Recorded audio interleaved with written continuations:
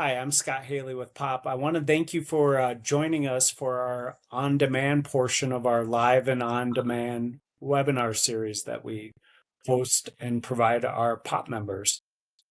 For our existing P.O.P members, I want to thank you for being P.O.P members and really encourage you to reach out to me if you have any suggestions or feedback about these webinar series so that we can continue to improve them and make them valuable for you. If you're not a part of P.O.P and you're interested in learning a little bit more about our group, I'd like to encourage you to reach out to me, and you can do that by just clicking schedule an appointment or a meeting on my calendar. And I just want to give you a little color about our group. P.O.P is made up of private practice orthodontists, and we focus on four things. We focus on negotiating clinical and orthodontic supply agreements. We do the same thing on the business services side of things. We host practice management events throughout the course of the year. And then from a doctor networking standpoint, our doctors get together at an annual meeting, and our doctors also have the opportunity to participate in study groups. Once again, thanks for taking the time out of your schedule to join us for this webinar series. And now I'd like to turn it over to our speaker. Hi, everyone. It's great to see you guys. Thank you so much for being here. We are thrilled to be a part of this first session here with the P.O.P webinar series. So very excited about tonight's speaker and the topic associated with it. Quickly, I will just let you guys know, I will send an email following up on tonight's webinar, probably tomorrow, with some additional follow-up items. But please feel free to connect with me. As Scott mentioned, I am the liaison between P.O.P and Align. So if there's anything I can do to help strengthen the partnership, anything on a practice level, and even future education opportunities, please feel free to connect. So I will get into Dr. Edo Lavi's bio, and then I will kick it over to him. So Dr. Edo Lavi is an orthodontist and educator focused on advancing pediatric orthodontic care through clear aligner therapy. As an Align speaker, he presents globally on behalf of Align, sharing clinical insights and practical strategies to support clinicians treating pediatric and mixed dentition patients. As the founder of pediatricaligners.com, Dr. Lavi educates orthodontic professionals on confidently managing mixed dentition cases using practical real-world protocols. With experience as a Blue Diamond provider treating over 3,000 early mixed dentition patients, Dr. Lavi emphasizes timely intervention to guide arch development, manage spacing, and support three-dimensional alveolar balance during critical growth phases.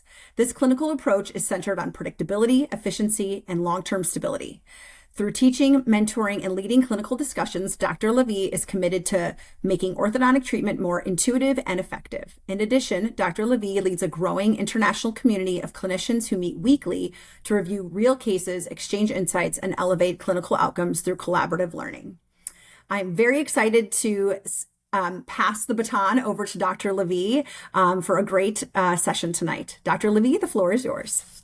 Thank you, Caitlin, and thank you, Scott and Ellie and Harrison, for inviting me and hosting me so nicely. And thank you, doctors, for showing up. I know that a lot of doctors, for you, it's everybody has a life and everybody has commitments. And so I don't take it for granted that you took some time to take a look at timely treatment, what I consider timely treatment with pediatric aligners. The image that you see before you today is P.O.P. Obviously, thank you to the P.O.P community. And when I think of P.O.P, of course, I think of the Backstreet Boys. And when I think of the Backstreet Boys, who will be performing, I understand if you're looking for Caitlin Ryan, they will be performing our at Vegas, which is this weekend at Summit for Align. And when I think of the Backstreet Boys, I think, of course, of the Bracketless Boys as well. For those of you who don't know who these doctors are, we'll go right to left. That's Dr. Sean Holliday out of Hawaii, and I'm a consumer of his educational content, tremendous education on all aspects of mechanics with aligners. That's Dr. Boschkin, also from the West Coast. He can help with, all of these doctors have full functionality, but they are very well regarded teachers in the aspect of workflow, which is very important, and I'm a consumer of his content as well.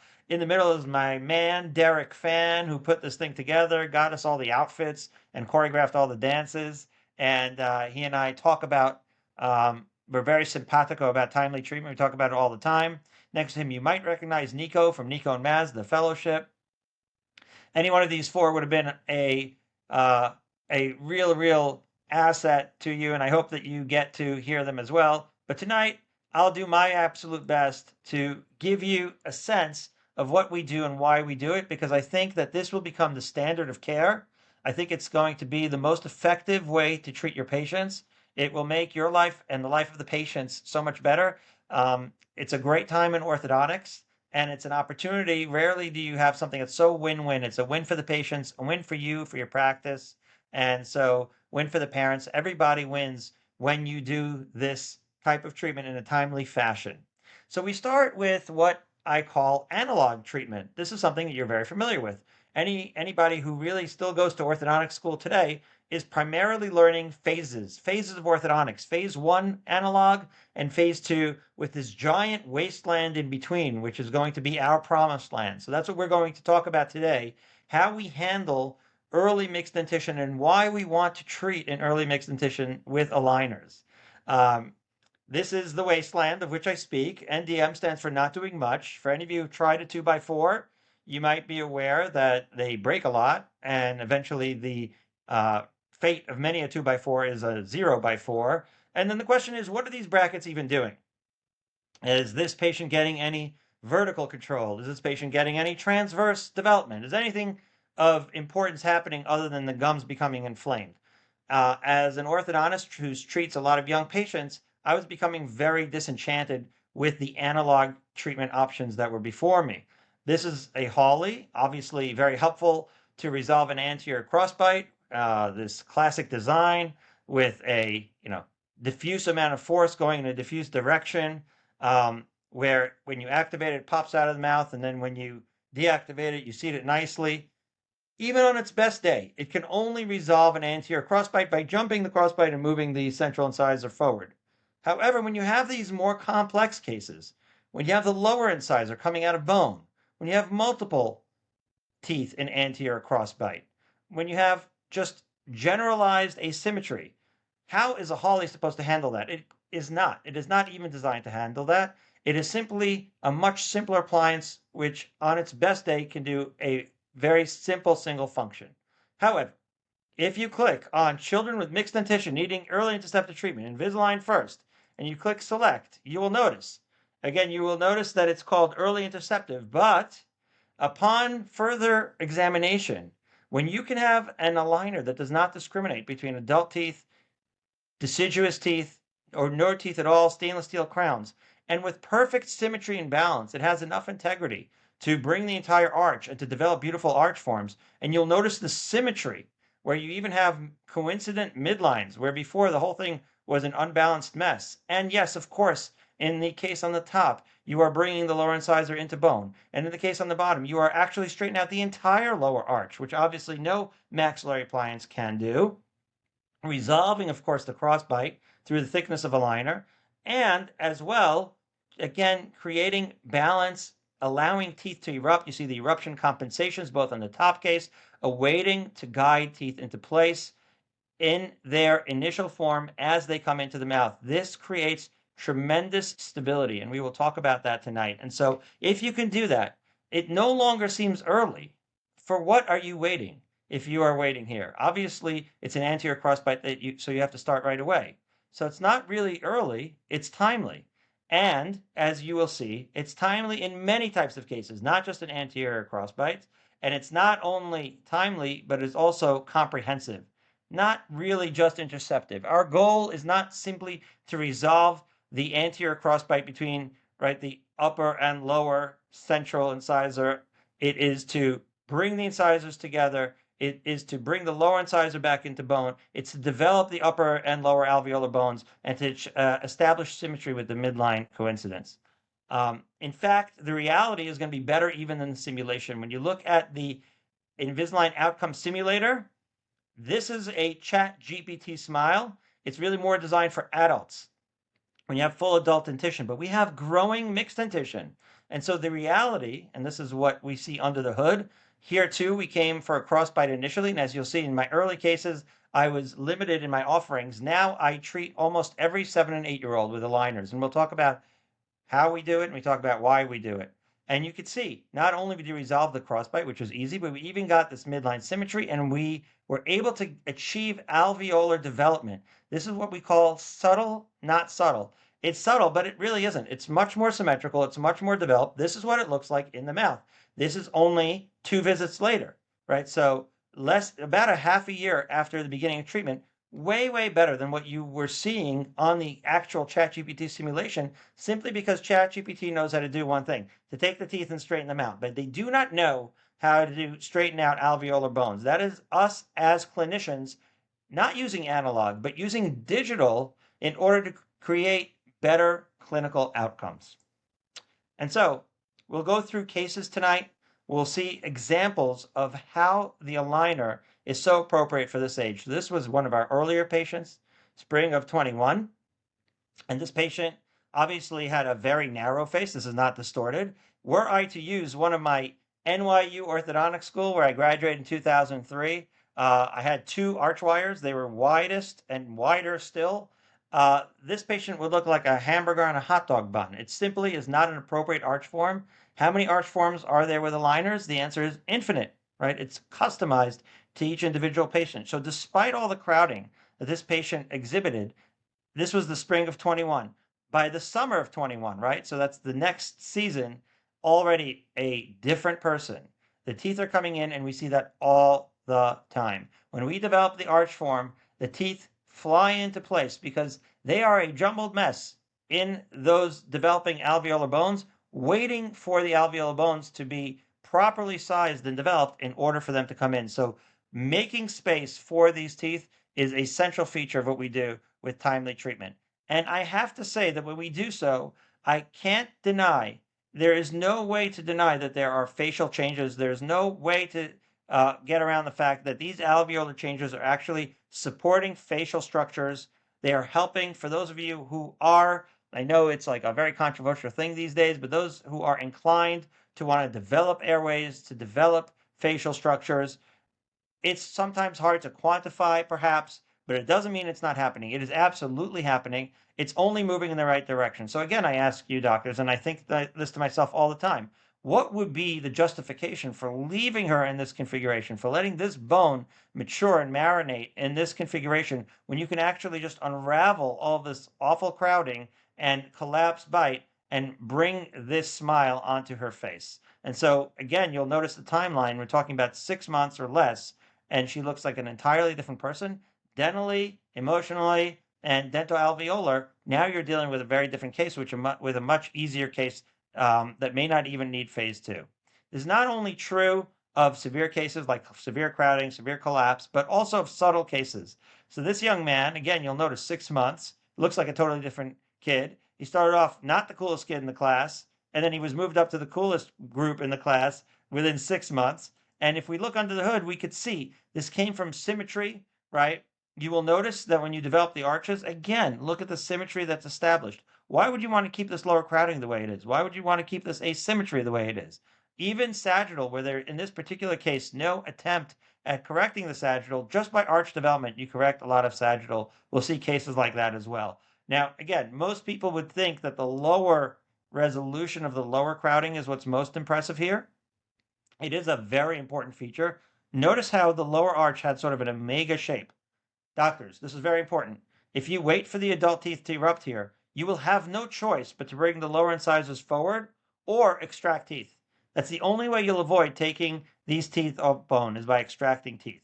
But when you can actually generate an extra 10 millimeters of arch length simply by moving the deciduous teeth, that will now be the new rim of the lower arch, and it is into that arch that we then put the incisors on the rim. So the premise we're saying here is that the deciduous teeth are actually being used to draw out, to develop, right, and to outline a new arch. And that new arch that has so much more room is what is going to accommodate our teeth. This looks more impressive on the lower, but it's actually more profound than the upper. Because in the upper arch, we don't look like we're doing much, and most orthodontists perhaps would not even treat this, but we are clearly, as you can see, changing the geometry of that arch. That it becomes very critically important for gaining space, as we will discuss. So that particular case, this is him now showing up last month. And what I'm proud of here is that not only were we able to get all of the teeth now in adult form into the arch, into the beautiful arch, the same arch that we drew right initially in late mixed dentition, but you'll also notice, look at the torque. We were able to torque the teeth in, which is something which is very difficult to do with analog. We were able to torque the teeth into really beautiful arch form, perfect torque, long access of forces along the teeth. This is a beautiful thing to be able to do. So again, without belaboring the point, when you have this deep bite and narrowness and you could change that in 7 months, how can you justify not doing that? This is what we call the clinical imperative. You have this narrowness, you have an absolute clinical imperative, not just to expand in the back, which we'll talk about, as an RPE can do. Perhaps you have to do that as well. But this anterior development, this vertical control, look how deep that bite is. The ability to fix that changes everything. If you can do that, you must do that. We consider that a clinical imperative, and we will not stop mentioning that. It was mentioned that we give a class. Yes, I study with doctors every Monday and Wednesday night on something called the ClinCheck Cafe. So that's why I was available on a Tuesday night. And I'll speak about this every night of the week if I could until this becomes standard of care globally. These children deserve it. When a child like this and their parents come in with asymmetries, with teeth that don't have room to erupt, there is no justification now that we have the innovation to correct that with aligners. There is no justification for letting that stay in its and trying in its current configuration and try to fix it later. It is very difficult to fix later, basically impossible once you've let it go too far. And too far means basically once the C's, D's, and E's are now replaced by canines and premolars, now you're dealing with dense bone. Now I no longer want to treat that patient in the same way because those premolars and canines will bring two things for sure: dense bone and a worse attitude. These children can wear the aligners nighttime only, and they will gladly volunteer at daytime. This is the exact, and you could see, and we already know that this is exactly how the teeth look when they come in. And so for my liking, my ideal time would be once you start seeing central incisors, do not wait for the laterals even. If you see the sixes in the central incisors, that means that you have enough root structure on your primary teeth to start making room. If you don't do that, you'll get situations like this. How many of you know of situations where there's meticulous oral hygiene and yet the bone is being compromised? The teeth are coming out through bone. They look like ruffled potato chips. They look like there is dehiscence and just gingival, right? All this gingival defect everywhere. Why is that? That's because the teeth are not in bone. We as orthodontists get accused of that, and we say, no, no, no, that's not us. I'm not so sure. This was cases that I used to show off. I show them off no longer. Cases that the patient came in, they said, oh, the doctor said it was surgical, and I don't know because I'm not going to have surgery. And I said, no, I can fix that for you because the aligners are very, very powerful indeed. And so I was indeed very successful in getting a beautiful smile. But what have I done? Where is the bone? These are my patients from NYU, wider and widest. Just taking an arch form that does not fit the patient is what we did for most of my career. Straightening teeth on a wide arch form on an alveolar architecture that simply does not support it. That is not at all symmetrical, not in 3D. It's not okay in terms of its heights or in terms of its width or in terms of the sagittal. The premise of what we do is fix that first and let the adult teeth come into the new configuration, and that will be the solid, balanced foundation of the smiles of the future. So the message is start. You must start now. It's not just a message. It is an acronym for some of the differences, the main differences that we will focus on today between aligner therapy and analog therapy. Okay. So number one, S is sequential space gaining. Okay. I don't know why we're still talking about analog. You have this wire, one or 2 points of contact. The amount of force it takes to move this giant canine through bone is immense. And the counterforce is going on this lateral that's already in place and didn't do anything to anyone. When you have sequential aligners, you've got power. You can move every tooth with the perfect amount of force in a perfect vector and wait for the other teeth to erupt as they come in. It's just a fundamentally different physics. So consider the difference between a bracket and a wire and an aligner with all kinds of movements. So for example, in here, torque. When you have torque and you have an aligner that's grabbing the wire, that's grabbing the tooth, you could just move it as if you were holding it with your hand. When you just have a wire and a bracket, very, very difficult to control torque, very difficult to control rotations. Do we do it? Yes. Do we have much more control with an aligner in all movements other than extrusion? Yes. Intrusion as well.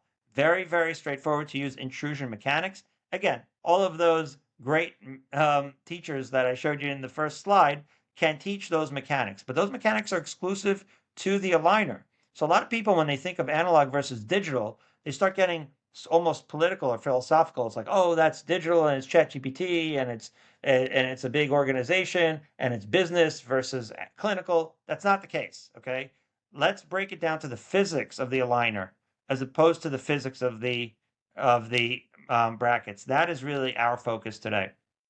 This is the case I had recently in terms of control.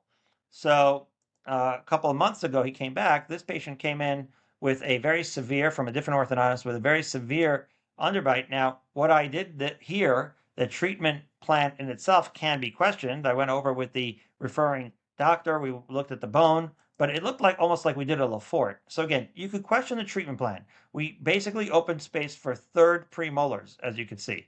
But the thing that you must notice here is how powerful is this plastic? So when people tell you, oh, the plastic isn't so powerful, you really need, if you want expansion, you really need an RPE. It is true that if you want sutural expansion, you should and can use an RPE without question. But this aligner is very powerful. And if you look at the profile, how many other treatment modalities do you know of where you can make room for a full another premolar so effectively and not even blow the anterior teeth out into diving boards in terms of proclination? So tremendous control of proclination, tremendous three-dimensional control, turning this geometry of a triangle into a rainbow. It's not an easy feat, but it is. If you know how to use the mechanics properly, this is a very powerful tool. Another example of the limitations of analog. This is a valiant attempt by an orthodontist from a patient who transferred to me I'm in Maryland now. This patient transferred from New Jersey. There was an attempt here with an RPE. There was lower, all kinds of space maintainers. There were springs in here, bonded deciduous teeth, and as you can see, the power chain, all kinds of attempts to get space and gain space. They were unsuccessful thoroughly for 2 years. When they moved, we were able to put aligners. So again, doctors, it's simple physics. This, and there even an attempt here at vertical with a bite ramp, all of this was a valiant attempt, but you cannot do these things with analog. It's simply not practical to move deciduous teeth with analog. And should we move deciduous teeth? Well, hopefully by the end of this presentation, if you think, oh, that was a great presentation, then I have failed you. The premise of this presentation is that tomorrow, if there's a patient or somebody that you care about that's 7 or 8 years old, you realize that you must move their primary teeth in order to give them stable alveolar balance. And this is the only way we could do it. Do you think this is better for tongue positioning? Do you think this is better for overall development of the patient? I would venture to say that it certainly is. So again, I like to throw in recent cases. I was telling the crew because this is us all day, every day. This is what I want to do all day, every day. So this is already a patient that's been in my practice for about 2.5 years. We'll talk about the workflow when that happens, but you'll notice that it is a very efficient molar distalizing mechanics. Very easy to distalize molars against ease in deciduous teeth. Much, much harder in adults. In adults, when you distalize the molars, a lot of times once you bring in the rest of the dentition, the molars may swing back forward. But here, because we're dealing with deciduous teeth and mixed dentition, this is we'll talk about this attachment design on our course on pediatricaligners.com, a very, very efficient way to distalize molars and get the mechanics. And of course, this is a good example of space gaining as opposed to space maintaining. This patient came as a transfer with a space maintainer. You could see that the architecture is asymmetrical. You could see that the space maintainer is struggling, and on its best day, it's going to maintain the space. Now, I'm not saying that too many orthodontists bring space maintainers, but you have to tell your pediatric dentist, we are well past space maintenance. We have to take deciduous teeth and gain space. So notice that the space maintainer now doesn't even reach the tooth anymore because we're not maintaining space. We're gaining space. And if you look closely, you'll see space everywhere. It's subtle, not subtle. Clearly, the right image is a wider, better developed arch. This is something that about 90% of our patients need, and we'll talk more about it. And then you see, as time goes on, where we drew the outline is where the adult teeth come in. And we can see even the facial surfaces of the teeth because that is an indication they are not bowing out. They are literally coming in and erupting exactly where we drew the outline. So again, this is just a patient from last week to illustrate what it is that we typically do. Of course, on the lower, another patient that came in recently, he came in last week and it reminded me this is the same patient, but on the lower, the amount of crowding, again, another example of how this severe crowding is resolved with arch development in a way that you cannot wait to do. You cannot wait for adult teeth to do this. You must do this in early mixed dentition, and therefore you have to figure out, and we'll talk about it, how much am I going to charge? How am I going to do this? That's for us to figure out, of course, but we cannot deny our patients this. They deserve early alveolar balance. They deserve healthier smiles. This is the same patient, but the upper arch, you could see this patient came in again less than a week ago. Look at the geometry as it changes in the upper arch and how we not only make room, but we make symmetry. That's a very difficult thing to do in analog. And yet another patient, I think this is the last example from last week. I just threw like the first three that I saw on there that were relevant. And again, obviously this one was in a crossbite. But aside from resolving the crossbite, this is a very difficult situation to treat. Where are you putting the brackets? You're doing a 2 by 1.5 or 1 3/4. What is the plan for a patient like this? But something must happen right away. With aligners, it is quite simple. So 1 year of treatment, and they got a beautiful result. When you look at it from here, you can see that this collapsed, right, arch form was laterally by moving the C's, D's, and E's and making more room. And then at the same time, with an aligner that could take partially erupted teeth and organize them, beautiful symmetry, beautiful anterior arch development. Oh, I had another one. It's just all day, every day. So again, last week, notice we're taking this narrow like an arrow, right, kind of arch form and developing a beautiful arch form, mind you, customized to the face of the patient, but definitely more room and more symmetry nonetheless. I do not want to move adult teeth. I will already say that now. We will rotate molars, absolutely, but we do not move molars laterally in bone, doctors, with our aligners. We'll use the RPE or the IPE for that, and we'll talk about that. But the anterior arch development, that's us all day, every day, moving C's, D's, and E's, and eventually allowing the premolars and the canines to erupt. And again, you'll see, if you look closely, this is a full cusp class 2, and easily distalized into class 1, even in the absence of any adult teeth over here when we started, okay? This is just another indication that we're doing the right thing. The laterals fly in immediately when you start this anterior arch development. And therefore, I am telling you right now, do not wait for the laterals. Waiting for the laterals is something from analog because we thought, well, 2 by 4 requires 2 in the back and 4 in the front. We don't need 4 in the front.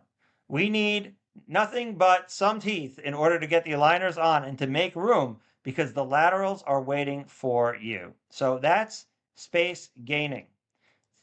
Start T is 3D. So here you have the triple crown of the beautiful aria where she has the anterior crossbite, the gummy smile, and no room for her canines. And this is what we accomplish, right, in just 6 short months and 2 visits. It's very difficult.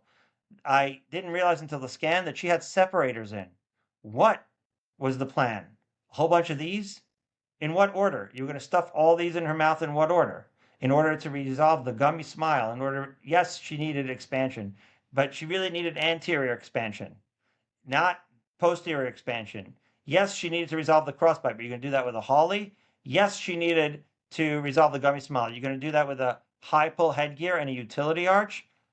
This is what, by the way, the ChatGPT simulator showed, right? They just know how to straighten the teeth. They don't know the alveolar things that we're doing, but the reality is way better because when you're a doctor that uses the digital properly, you can make profound changes when treating at the right time. Another example of a patient that, again, all we did was arch development. So if you look at this, right, image, it's just E. E is dental arches. That's all we're touching. We're not touching the occiput. We're not tracing cephs. Look how much you could accomplish just with arch development. Look how much it impacts the sagittal. There was no deliberate attempt at sagittal correction here. Look how much it can correct the vertical. 3-dimensional stability through arch development alone can do tremendous things. So I personally think that this treatment modality is so underutilized because it's called early orthodontics, and orthodontists don't want to go early. They want to be efficient. They think that they'll be most efficient if they wait for the adult teeth. I am here to say that is the least efficient because those teeth are not going to move as well. You're not going to get as much compliance, and you're going to require more compliance. When you have these patients when they're young, the teeth move like butter with nighttime wear only. And that, doctors, is the most efficient. That is the most stress-free way you could do good for your patients in your office. Another really exaggerated example, but narrow like an arrow, no room for the canines anywhere. And look at that giant overjet. All that was done was anterior arch development, no deliberate attempt at sagittal correction. That's why I don't trace cephs or even consider where the mandible is yet until I've developed the arch. Because until I've developed the arch, I don't really know where we're going to land. So don't let the numbers mislead you. Develop the arches and then see what you've got with these patients. And of course, and hello Lumina, you see with the Lumina scanner, you get the palate more easily, slightly better resolution, and what behold is happening when the premolar comes in exactly where we drew it. Do you think these premolars would be erupting here if we hadn't touched this and we waited? Absolutely not. Okay, so even in a subtle case like this, that was an extreme case. This young man was sent home by 2 other orthodontists, but he came to me crying, right? Teary-eyed, September, 9th month of the year, friends making fun of him for Billy Bob teeth, and the orthodontist is saying, well, this is within normal limits. What do you want from me? You want an expander? You don't need an expander. I don't have anything to give you here. Well, yes, you do. Pediatric aligners, timely treatment. This is subtle, not subtle. By April of the same scholastic year, he was the coolest kid in the class simply by changing the geometry, both, again, in 3 dimensions. Can you see the difference? Do you think he's happier? Do you think that has a psychosocial emotional component to it? Yes, but really, we can't quantify that, but we can certainly say his teeth are in a better, more balanced configuration for life. And wouldn't you know, years later, as they go on, this is exactly where the adult teeth will erupt, precisely where we drew his alveolar outline.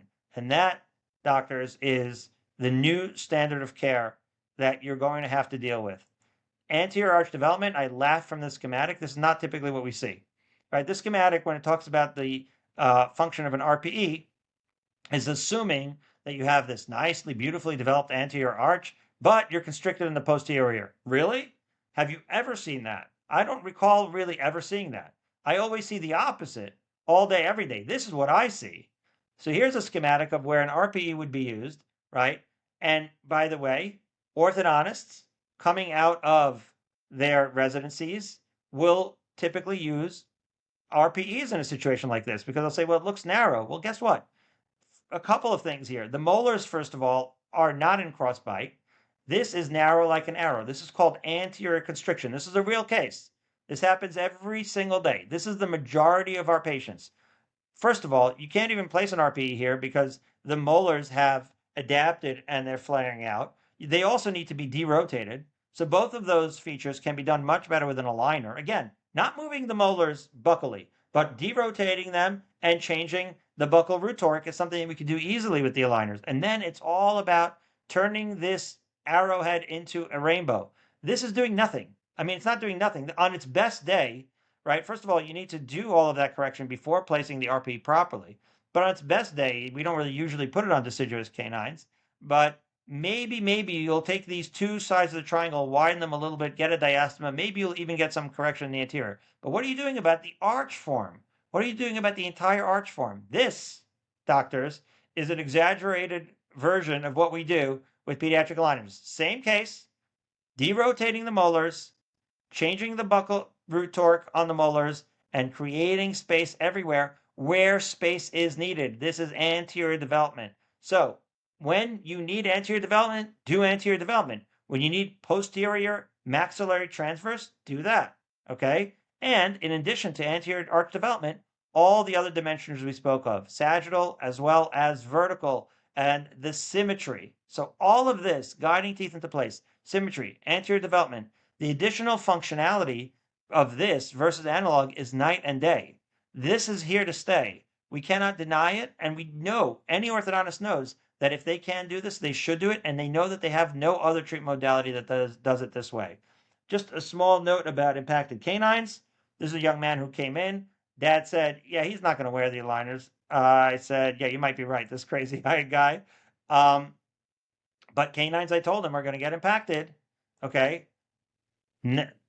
Next year, it was worse. The first year, another orthodontist told him, I'd like to wait. A doctor saying that to a parent loves hearing that. They don't have to take out their wallet. They don't have to change their carpool. So they love hearing that they like to wait. But this father, God bless him, understood that it was getting worse. And so we were able to resolve it. Doctors, I used to do 50 to 60 canine exposures every year, and I expanded almost every patient. Since we started doing anterior arch development, I have not had one single canine exposure that was necessary. I attribute that to giving the space to the patients when they need it. That is only one example of that. This is just a video. Basically, now if you have a comprehensive case, right, you could actually bring that video and incorporate the CBCT, and you can see the journey of the canine. And once that is proven, you will not be able to justify doing it any other way. Just a little point about this, because I am a little bit of a hardliner. I never once, so far since I started June 2020, had to extract a permanent or a deciduous tooth. So I sometimes get into an argument that I didn't start. They say, oh, you're a non-extractionist. Oh, no. On the contrary, if you didn't treat in the proper time and you're treating a 14-year-old and you have crowding, you better extract, because otherwise you're taking teeth out of bone. And of course, if there's a tooth that's obstructing, then I extract. But if you have a tooth and you think that extracting a deciduous tooth is going to make space, no. Baby teeth do not make space, right? This is a case where I was stubborn. People said extract the C. No. Extraction of deciduous teeth does not make space. Space makes space. I just developed the arch. Once the space was made, the canine had room and the deciduous tooth exfoliated. That's how nature works, and space makes space. So I am very much in favor of just allow the space to happen, and then nature will take its course. Refinement is the R in start. This is the Anwar, one of our initial patients. And again, this is 8 months of treatment, 8 to 10 months. He has all the things that every kid in your waiting room has: the crowding, the depth of bite. This is just what the first 3 visits look like. So this is initial visit on the left, right? You see that you're not going to do a 2 by 1.5 here. You simply develop the arches. You can already see by the next time he comes in, the laterals fly into place. We see that all the time. You already see the vertical correction. We take our new scan. We take many scans. We consider that a good thing. Refinement is not a dirty word. With adults, you hand them 30 aligners. That's anchoring. Like, anything beyond that is failure as far as they're concerned. Not so for the kids. This is what I mean. In your office, this will be stress-free. They will move like butter. As long as the aligners are anywhere near them, they will get perfect results. And then you won't have to worry about all the difficulties that get you in trouble with aligner therapy or with brackets and wires later.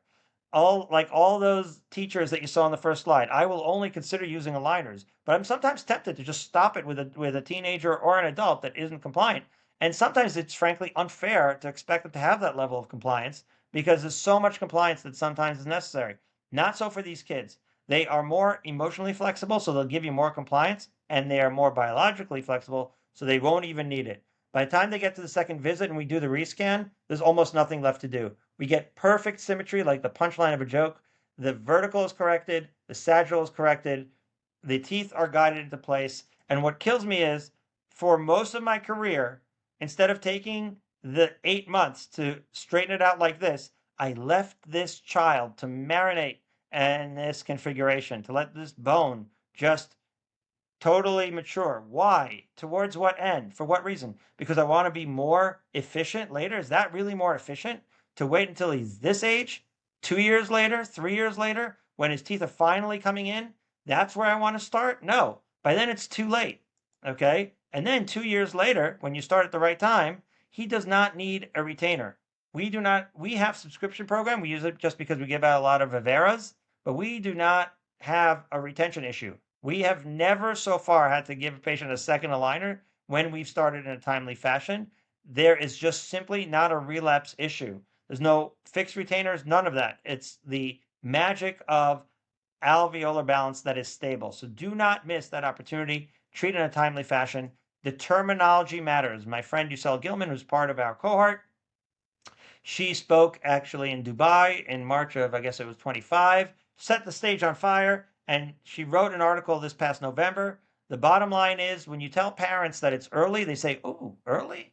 Early treatment? Why early? Is something wrong?" It gives the impression, okay, that there are negative or unnecessary or overly aggressive treatments going on. But when you call it timely, which is what it is, then double the amount of parents will accept it. So you have to try it in your office and you will see that it will actually work better. And once you do it, you'll never be able to unsee it and undo it. And then you'll have the courage of your convictions and you'll have to start calling it timely treatment. So I propose call early treatment on time treatment. And phase two, you can call hopefully not too late treatment. Patients 7 and 8 years old are going to get the best results. This child was 8 years old. This is 1 year of treatment, doctors. We finish off in early mixed dentition, but he looks like an adult because all of his teeth are in perfect position, ready for the adult teeth to come in. The earlier you start, once they're 7, 8 years old, the more profound the results will be. So now you've seen it, you cannot unsee it. I just want to pay an homage to Align. Whenever I speak with Align, it's always a clinical thing. So years ago, I asked, can you do a reverse pull headgear? Now they have the IPE with hooks on it. This was what they sent back to me. They said, what about this? It was not obviously something that made any sense in terms of design because of the way that this attachment was attached. But I'm grateful to Align for giving us this innovation because it really is changing. Even if that wasn't their intention, a lot of doctors think that these plastic aligners are just a plastic version of an analog. That is absolutely not the case. They are totally different. So you guys may want to ask questions about mandibular advancement. I don't use mandibular advancement a lot. I only use it as a last resort. Once I've already done anterior arch development, if I need mandibular advancement, this is a very delicate and elegant way to do it. And I would tell you that Sandra Tai and many other doctors will speak about this and tell you that they absolutely love it. But I have found that when you do timely treatment, you will only need this obviously if it's a real skeletal issue. Of course, this is what the IPE looks like. The IPE has many advantages over an RPE. Obviously, the main advantage, if it is in the mouth and the patient utilizes it more, and they wear it and they keep it in, which they typically do because it's very comfortable, then utilization is king, right? When you give a parent a key and they're turning a screw, you don't exactly know how that's going to turn out, right? Because maybe they'll go away for a holiday and they'll come back with a Brody bite. Maybe they'll turn the key and then turn it right back every day. Maybe they'll poke their child. Maybe they won't want to do it. All of these maybes go away when you use the IPE. So just for that, it is worth it. In addition to that, you also get very, very important posterior intrusion, which helps us in most of our cases that require RPE, so it's or IPE, and therefore in our cohort, we have about 50 to 60 doctors in our cohort. There are some real IPE lovers out there that wouldn't have it any other way. Kent Morris, I've lectured with him, and he spoke to our cohort. He's the IPE guru and an amazing guy, a great orthodontist in Cincinnati. And the things that he can do with IPE, it is a very valuable thing in your arsenal to consider using. But remember, the IPE and the skeletal transverse is simply to establish transverse skeletal in the maxilla. And that is not controversial. That's obviously what it is. But all of the other changes in the maxillary arch, in the mandibular arch, in the anterior, in vertical, in sagittal, and all of those things have to be done immediately once you've done this. So if you want to do this, sometimes I'll even say do the aligners before the IPE because this may sound counterintuitive, But the aligners and the anterior arch formation, that is very time sensitive. That's more profound at 7 or 8 years old. Finish that first, get the molars in perfect position to receive an IPE, and then do the IPE if you're so inclined and if you need it, in order to get that skeletal transverse if that's what you need. But you have to do that, and you can do that already at 9 years old, and you'll still be able to break the suture at 9 years old. But at 7 and 8, it's more time sensitive to do the anterior arch development. So this is some of our crew. We have doctors from all over the country meeting on pediatricaligners.com. And in the chat, they're asking all the questions. That's the QR code for pediatricaligners.com.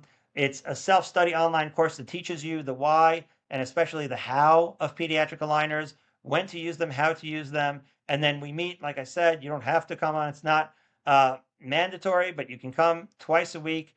Doctors are reviewing cases with each other. You haven't lived until you've seen a doctor be vulnerable with each other about aligners. And so I encourage you to join us. We're having our first Timely Treatment Initiative Summit on October 22nd, 23rd here in Columbia, Maryland.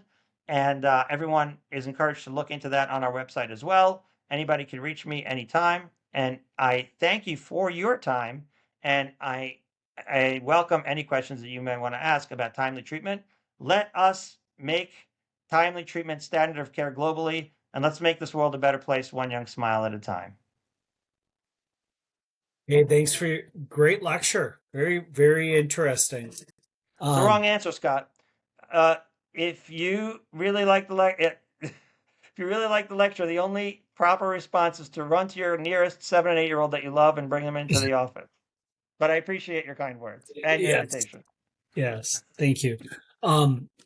So yeah, I mean, we didn't get any questions. So if anyone has any questions, please feel free to jump into the chat. Actually, we got one here from Josh Davis.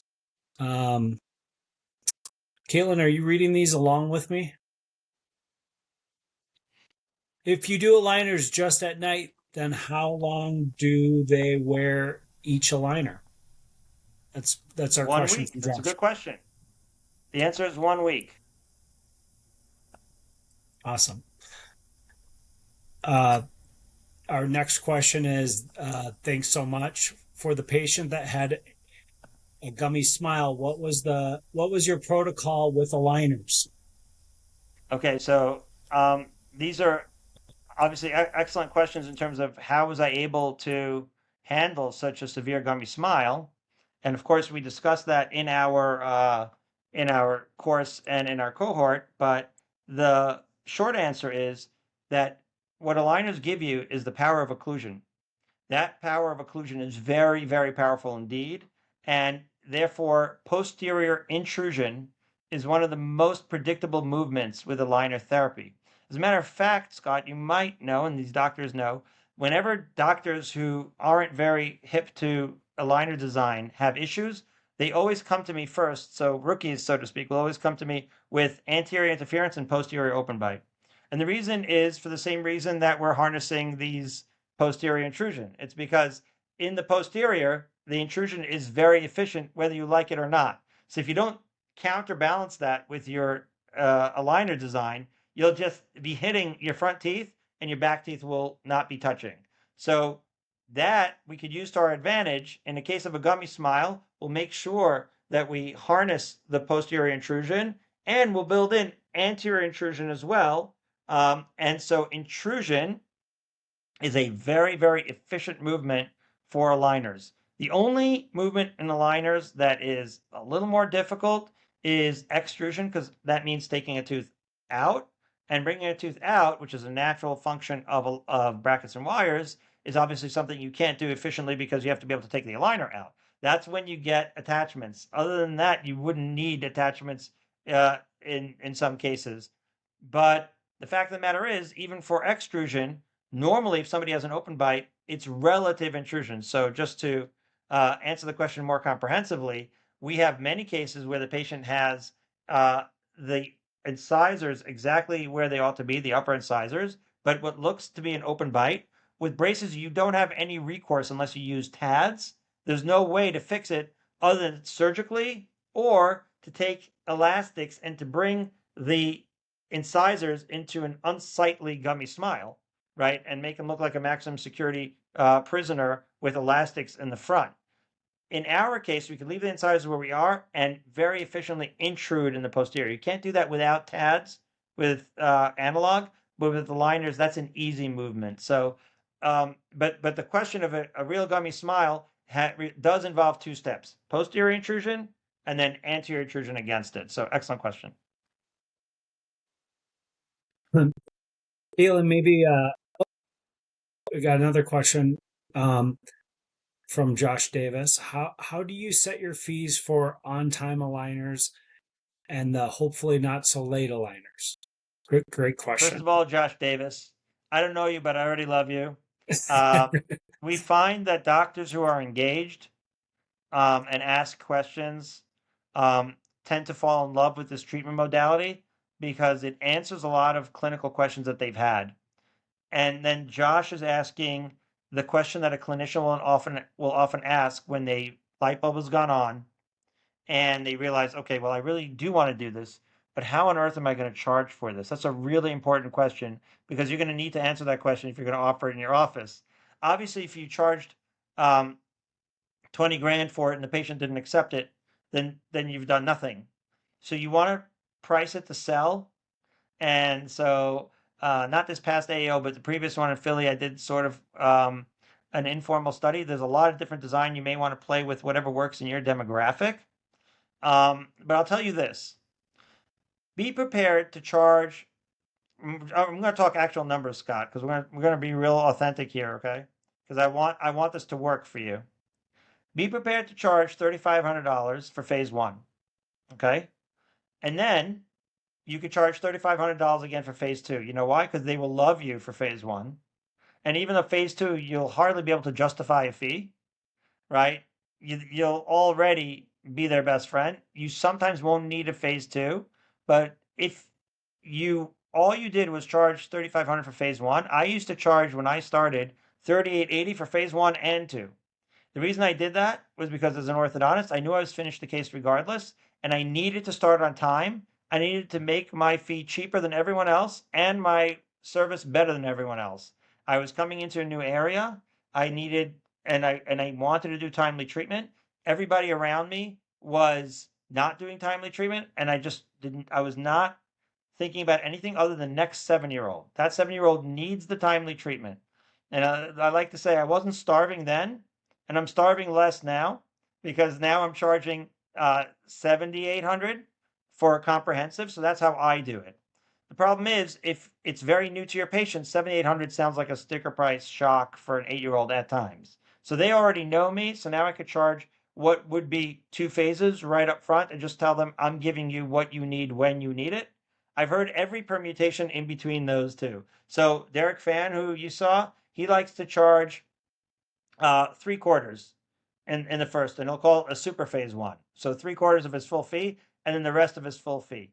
Sandra Tai also, she has an explanation where she tells the patient, she's in Canada, and she tells the patient, I'm giving you most of your fee now because I'm doing most of the work now. So that does involve a relationship with patients where they trust you, but it's some form of breaking up your payment. The one thing you don't want to have happen, and this would drive me nuts if it did happen, is if you charged, let's say $7,000, somebody went down the road to get just a Hawley for $3,500, and then later they paid $7,000 for phase two. So now they got the worst of both worlds, right? They paid an extra 50% and they got analog every step along the way, and they lost out on alveolar balance. So the science and art of designing the fee is kind of demographic specific to your office. But for me, it revolves around making sure the patient accepts treatment, even if you have to bring the price down, because I cannot begin to tell you, Scott, how easy this is in the office. You feel nothing. It's like 10x. If one analog patient walks into my office, it feels like my whole day is shot. Okay. Not only that, I'm at the point now, if a teenager walks into my office for a consult, I'm depressed. I'm thinking of referring him to Josh Davis because when a teenager walks into my office, now it's like a total unknown. Is this kid going to wear it? I have no idea. But if he doesn't give profound compliance, I'm just not going to get a result. What am I going to switch to analog? I could, I did that for 19 years, but I don't want to. So I am happiest when I am doing easy work that's profoundly effective. And so I'm willing to charge low fees for that. So I may not be the guy to ask, but I'm telling you right now, I started with the low, got profound results. You haven't lived until you've seen enthusiastic parents tell other parents in front of your office. I have parents coming in and they said, I saw the next door neighbor. They had braces. I got in their face. I said, this child abuse, it's not okay. I said, whoa, whoa, whoa, whoa, slow your roll. Like there's ways to talk to people that are more meaningful. But that's how passionate the parents get. Because, by the way, maybe some doctors don't get it. Like old school doctors will be disincentivized to take this on. They don't want to turn over their whole office. But the parents get it. It's not esoteric. It's actually very obvious when you see the results. So I hope that helped you, Josh. DM me, buddy. Reach out. Yeah. Edo at pediatricaligners.com. EDO at pediatricaligners.com. Your passion is through the roof, Doc. And I'm getting more questions than my screen can handle. I think I saw earlier something about your retention protocol. Yeah. Can you talk a little bit about that? Yeah, the question of retention has to do with what am I doing? So let's say if you look at Anwar here, do you still see Anwar? So what am I doing between, let's say, 8 months into treatment and then this, 4 year later shot? Like what's happening? So the truth is with Anwar in particular, nothing. I didn't need any retention. Again, I can't overstate how stable this is when you do it in the right way. Okay. That said, we're piloting, right, the new Align retainers that they're making now for in between the phases where it's going to be just on molars and incisors. That's already out. It's just they need to get it FDA approved is the bottom line. But that's going to be a retention protocol that'll be very easy for you to use. It's going to be affordable and easy for you to use, and very customizable. It's 3D. The whole thing is very cool. Until then, I've been using aligners when I need to. So let's say I'm at the end of phase one, I'll order like 20 or 30 aligners, tell the patient to wear a liner once a month, something like that. But again, retention protocol, we could talk about it all day. At the end of the day, it hardly matters because I'm not getting a lot of movement. So it's just like more for the orthodontist to sleep at night if he's worried about it, but you're not going to have an issue. Thanks, Dr. Pereira, for asking those questions. Dr. Kim, oh man, what do you think is the etiology? Did I say that right? Not bad for a liberal arts degree here in the Midwest of this anterior arch form. Then wouldn't skeletal traverse be prioritized in regards to the efficiency to any expander? Hopefully you can read that in the chat as well. Yeah. This is a very important topic.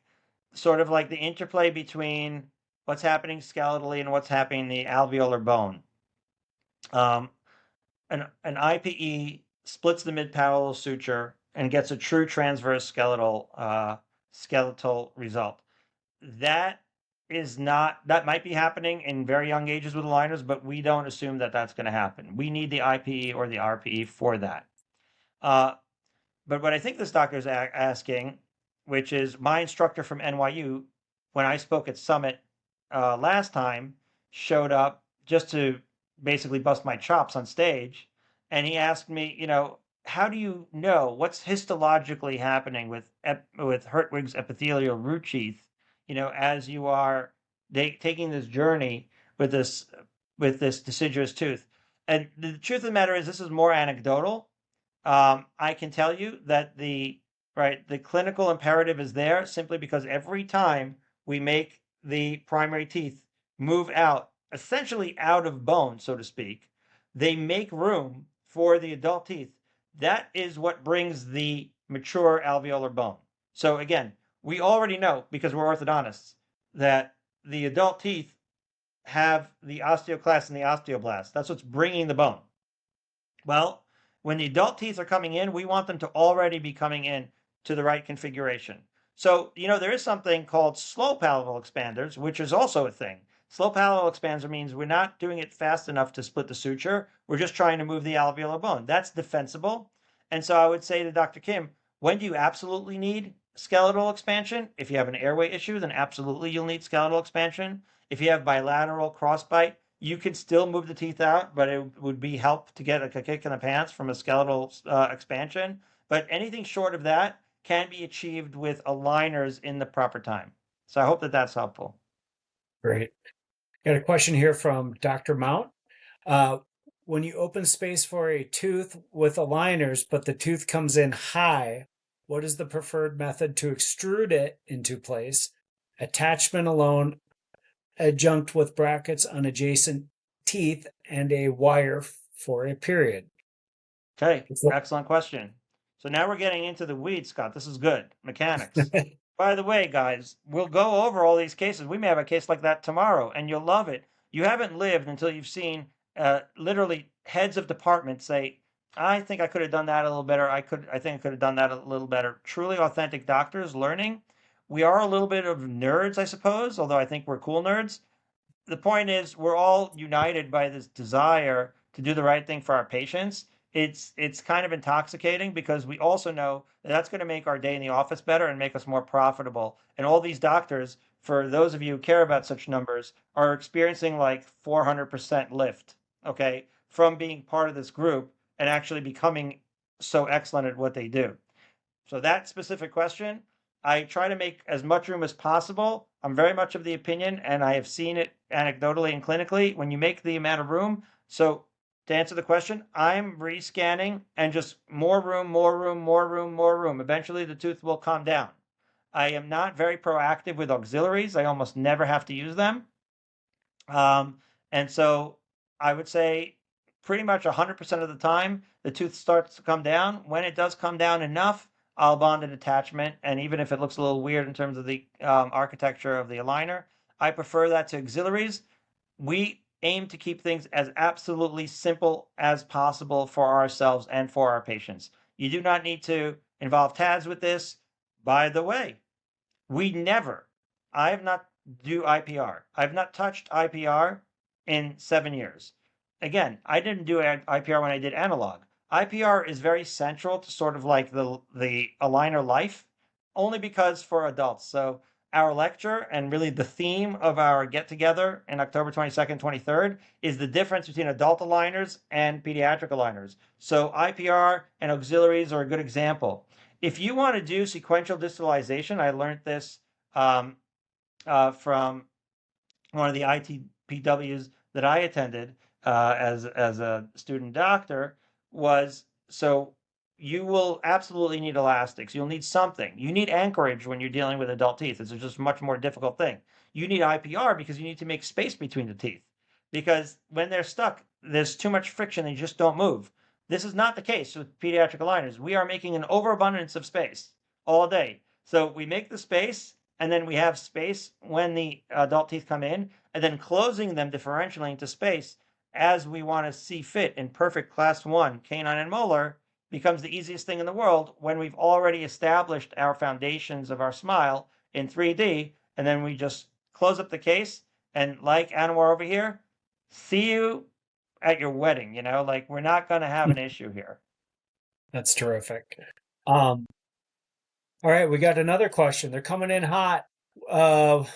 When you need skeletal expansion, what is your protocol for first with RPE, RPE with lower arch, then refi with upper as well?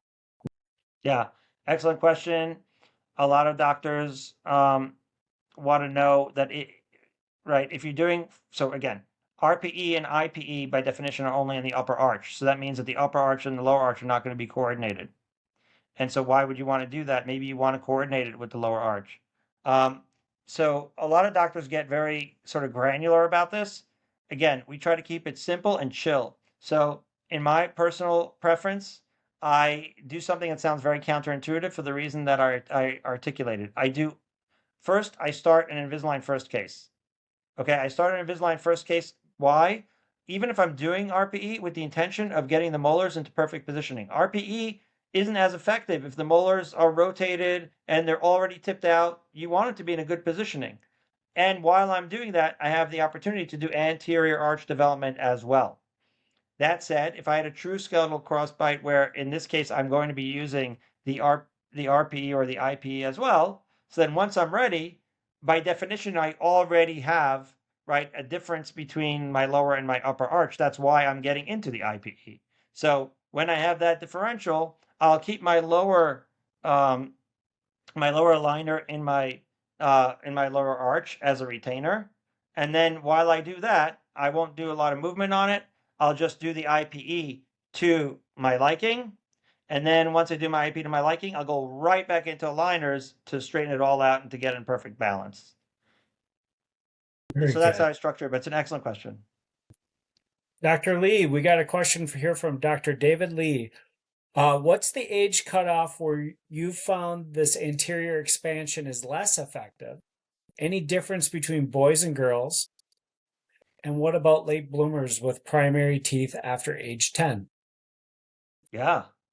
Excellent question, Dr. Lee. David Lee, by the way, was a great center for the Knicks and for the Golden State Warriors. Great, I think might be an exaggeration, but I like him. Anyway, point is that the anterior, first of all, late bloomers are like gold, right? It's like, thank God they're late bloomers. They showed up in my office at 10 years old. Now I'm praying that they're late bloomers because I need to get them as young as possible. If the concern is that they're late bloomers and that that's going to extend treatment, we've not found that too often. As a matter of fact, we find that starting in a timely fashion accelerates everything. So remember I showed you the laterals where it just starts to fly into place. As soon as we get into the aligners, the teeth that are all stuck in there are like, oh, okay, it's go time. And you start seeing a lot of exfoliation very quickly. The one thing that might seem intimidating to doctors is you have to bake that into your messaging to the parents. You have to tell them, hey, here's 24 aligners. If you have to come back after 9 aligners for a rescan, that means you did the right thing. That means that it already opened up and new teeth are erupting. When the teeth fall out, the aligners are still fit. When the new teeth erupt, now it's going to dislodge the aligner. That's okay. We're just going to rescan. Rescan is a blessing. It takes a minute, and now we are actually literally guiding the teeth into place, which heretofore was a fantasy. I've not seen a difference really between boys and girls. I've been actually very pleased with our males. Typically, I always thought that males from the age of 5 to 85 cannot be trusted for nothing, and I didn't want to give any of them aligners. But somehow, when they're this age, they think they're cool. They're very conscientious with it. They've been good. I think they have a sense of empowerment, and they see the changes. It's been also oral hygiene has been improved. My own children, so we're blessed with 7 children. I gave all 7 of them analog because they're older. And then once I realized this, I gave all 7 of them aligners after the fact. But the aligner therapy was too late for all but the youngest 2. Them I got in a timely fashion. And I see the difference every time that I see them. It's like very obvious, plain as day. One of them was a boy. He's super gross, never brushed his teeth until he got his aligners. Then we went on vacation and he said, hey, Dad, where's my travel toothbrush? I was like, hey, slow your roll. You didn't know which was the working end of the toothbrush until last week when you got your aligners. Now, all of a sudden, he doesn't want to put his aligners on gross mouth, so now he needs to brush his teeth all the time. We see that a lot. We have a lot of hygienists in our office, and they're always praising the aligners for how they improve the oral hygiene as well. That's terrific. We got a question here. What's the oldest age you've done IPR? IPR or IPE? It says IPR. Well, I once did IPR on an 80-year-old, but I haven't done IPR, but that was in ortho school. Okay. That was the year I graduated in 2003. So I don't know where Dr. Horowitz is, but wherever you are, God bless you. You're 135 years old. um, if you got any more questions, please get them in. I'm going to take this moment to just let everyone know in the chat we put our schedule for our upcoming events. We've got 7 more of these every month, so everyone's welcome to jump into them. We have some terrific topics. I assume most of the people on this call know who I am, and you guys know my cell phone and email, hopefully. Caitlin, before we wrap up here, do you have any comments or questions? I guess I would like to ask this question because I don't know the statistics. So if we look at the general marketplace of fixed versus plastic in phase 1 cases, I'm assuming most cases are still done in a traditional or fixed case. Is that true? I would assume, right? Um, do you mind jumping a little bit into the economics of, you know, I mean, maybe that's a whole half day lecture, but like I would assume that might be one of the things that stops people from going down this journey that you're so authentic and passionate about. Yeah, I mean, if you ask um, what is a barrier to acceptance of timely treatment on the orthodontist, I think that it's the lab fee, and maybe like just the workflow and or changing something that has worked for them until now. Um, but I just don't think it's defensible. I think doctors who cling on to those things will find themselves behind the times when this becomes standard of care. I say that not because, I mean, I have an AOL account. You know, I inherited it from my grandfather. Like, I'm not saying it because I'm progressive or cool. I'm saying it because it's the physics is so compelling, right? If you just have a triangle and you're going to make it like a slightly wider triangle, you're just not addressing the anterior arch. And that's just not okay because you have the innovation to do that now. The economics is something like we said, you have to make it work. I'm not great at putting a half day seminar on it. As a matter of fact, my best friend in orthodontic school, his name is TJ Albert. He practices in Naples, Florida. I spoke at Naples, Florida a few years ago, and I was being asked all the economics questions. He turned around, I didn't ask him to do this, he was in the front row, and he said to everybody, he doesn't know. Leave him alone. He doesn't know. My superpower, Scott, is that I never cared about the money. I was willing to pay the lab fee. I was once in November 24 on a big stage in Summit. Somebody asked me, how do I justify the lab fee? And I said, hey, you're an orthodontist. I'd like to think that you could afford to give your patients what they deserve to get. After that, I was followed by a bunch of guys. There's a guy who's a shareholder that owns a line, basically, that Joe Hogan reports to, that flies his kids out here to Baltimore for me to treat. I don't mean he really reports to him, but you know what I mean. There's people that are um, very passionate about, the clinical and their children. I'm so impressed, like I said before, all the people in a line, up and down the line, that care about clinical. I find it actually ironic, Scott, that there's a bad rap around the line because of the fact that they took, you know, we learned analog, right? We know how to do it with our hands. They took it into digital and then they like sold it, so to speak, to anyone who's willing to buy it. So orthodontists already have this like nasty attitude sometimes towards the line, thinking, "Oh, well, they took my heart out and sold it on the street," kind of thing. That negativity is something that needs to be put aside when you consider the innovation and the sincerity and authenticity and passion of the people up and down the organization that actually care about bringing the right clinical treatment to their patients. So when it comes to the money, I'll give you two answers. Number one, the the clinical workflow of efficient treatment. This is very important, Scott. When your treatment is efficient, you're getting 10x bandwidth. Do you understand? Doctors don't take into account how much they are slowing down their office by doing treatment that's like partially working. That slows you down more than anything else. So again, a teenager walks in, 14 years old, great, make your 8 grand, whatever, mazel tov. But the point is, like, you you don't know what that's going to turn out like. Is this going to be a 5 year journey with everyone upset? Right? Or is this going to be a success? It could be either one. Maybe you're a teenage whisperer and like they all listen to you. I don't know such people. Okay. Um, so it's two things. When you know that you have profound efficiency and predictability in your office, that gives you 10x bandwidth. Couple that with knowing that you're giving great treatment, couple that with the fact that it's all just scans and it's not taking a lot of chair time, and then put on top of that the fact that it's going to be standard of care, making you stand out now and then making you up to date later.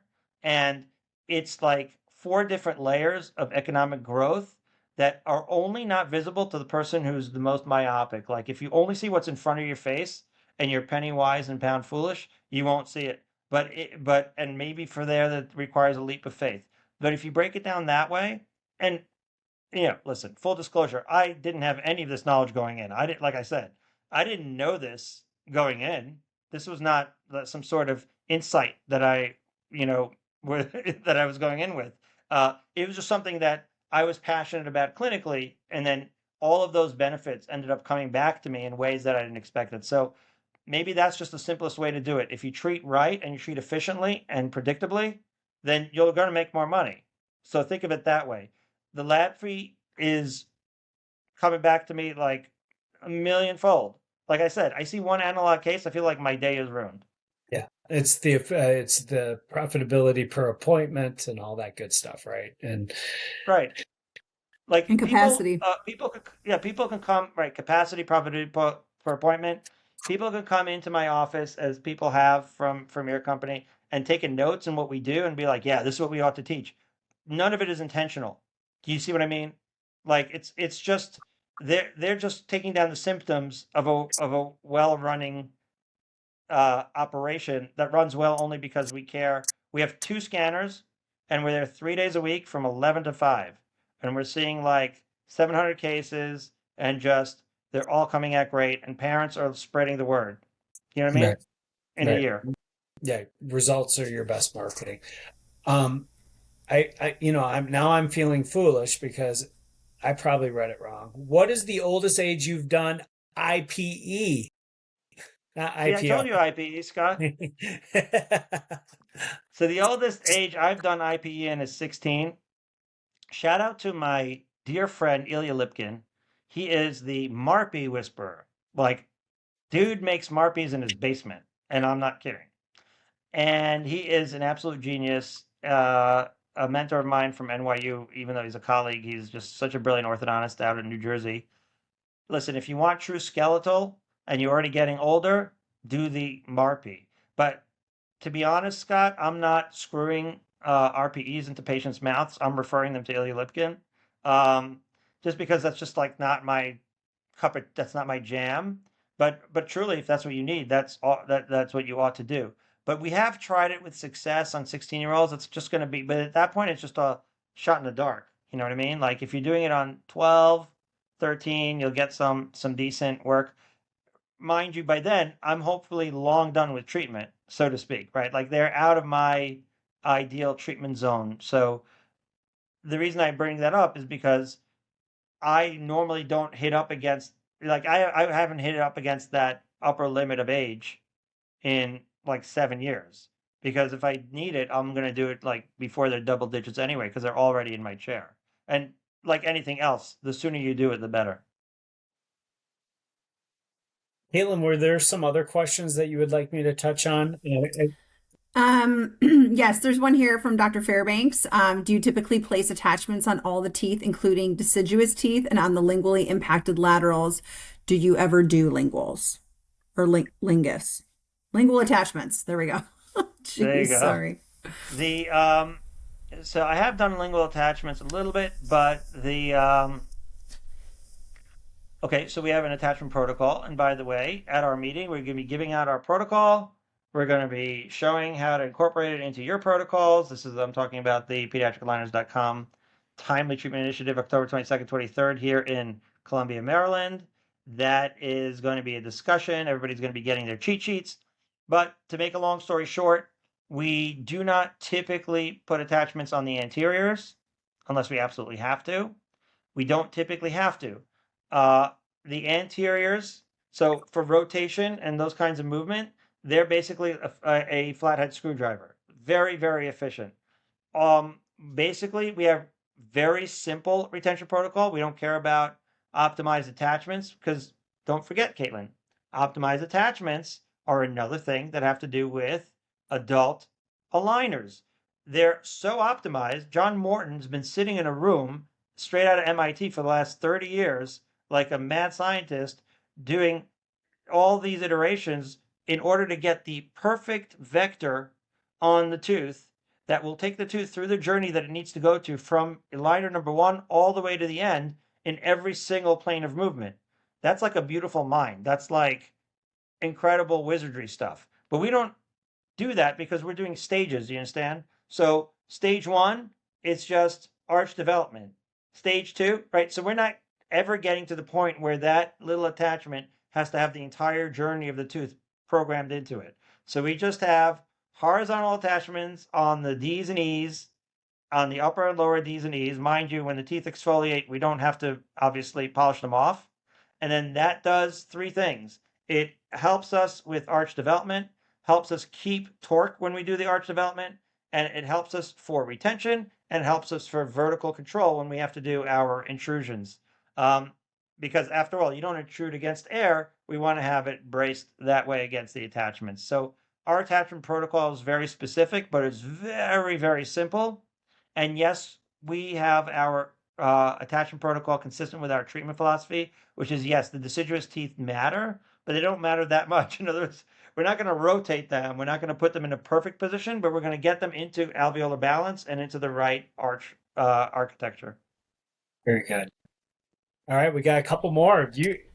They're coming in hot. Caitlin, go ahead, read it. They're probably tired of me butchering these questions. This next one is, when you rescan because new teeth are erupting, by the time the new trays come in, have you ever seen that it's erupted too much to get them to fit? Yeah, that's an excellent question, Doc. Good for you realizing some real world issues. When they get into like heavy transitional dentition, so now the stage that this doctor is talking about is like now the premolars and canines are coming in. You've already done your work at this point. So it comes to a point where it's just like, let's get into retention and wait. Because otherwise, every time they come in, they're going to need a rescan. But that's not so much. Sometimes it happens also at the very beginning until like the patient starts to sort of settle into the aligner. But at the very beginning, when it's happening, just ride it out and you'll get a groove where they finally go like 20 aligners out each time. And then just keep riding that out until you get to their really heavy transitional dentition. That's when you're going to go into these cool new retainer designs and such. But good question. Sometimes you have to be patient and you have to tell the patient, I'm so sorry. Like, I know that we just scanned the other day, but your child's just growing so fast. Like, do you have to buy them new shoes now? You know, that kind of thing. Like, a lot of clothing, a lot of things are changing fast. They are a moving target, but it's worth it because that means it's giving the opportunity to make the changes as they're growing. Really important. Dr. Lavi, this is a good one. I feel like this is a question a lot of doctors ask when they start using First or when they start treating phase one patients. Are you ordering phase one? So I think First probably, or I guess IPE, then later phase two from Invisalign, or do you send in as a 5-year comp case? Yeah. So, excellent question. Sometimes the best questions have the dumbest answers, as I'm not proud of this answer. But the fact is, like this, if you're starting at a 6 or 7 year old, so you may not want to do the 5. By the way, comprehensive as it stands now has a lot of differences from First. You don't have CBCT integration, you don't have in smile visualization. There's a lot of features that you don't have in First that you have in comprehensive, which might lean you towards comprehensive.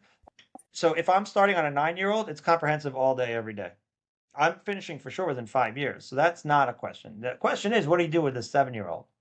Are you going to finish by their 12 for sure? So first of all, you probably are.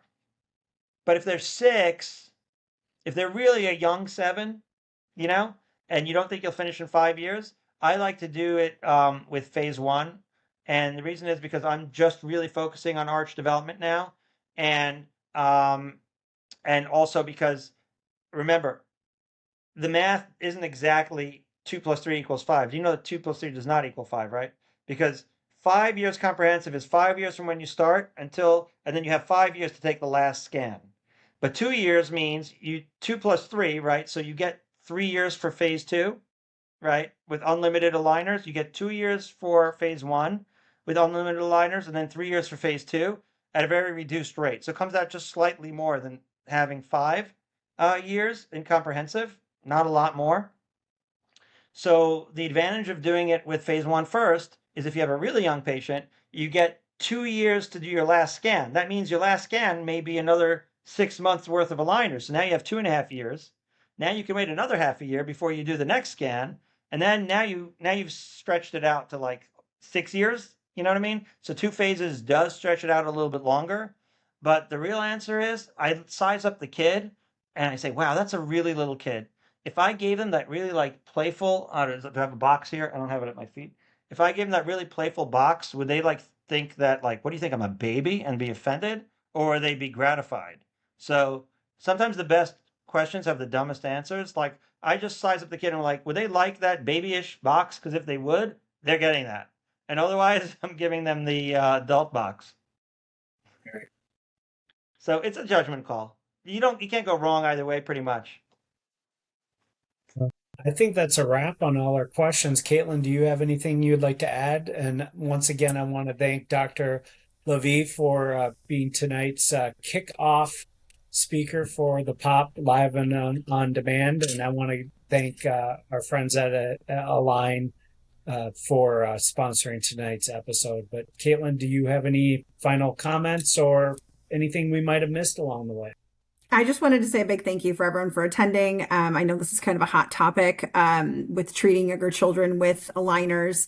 Obviously, we have an expert in the virtual room here. So, I think obviously Dr. Lavi is going to be happy to help and obviously has a ton of resources, which is wonderful. I'm also here. So if there's things that you need is in terms of follow-up or anything specific, I'm here. So I'll make sure that you guys have my contact information here in the next couple days.